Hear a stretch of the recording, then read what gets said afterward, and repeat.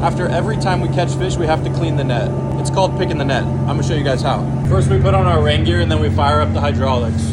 Then we back wind the net and dump the rest of it out on the deck. Now we slowly wind the net up, picking everything out that got stuck. Once the body of the net is clean, now we pick the cod in. Now while we're picking, we grab one of our zippers and zip the bag up.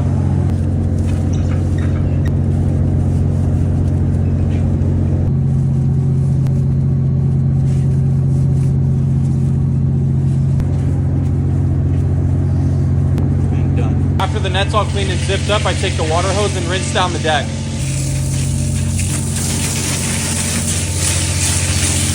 And that's picking the net. Like I said, we gotta do this after every single time we catch fish, so I gotta do it like 14 more times this season. Now we're just waiting a couple hours to move the boat to offload our first trip. Appreciate you guys watching.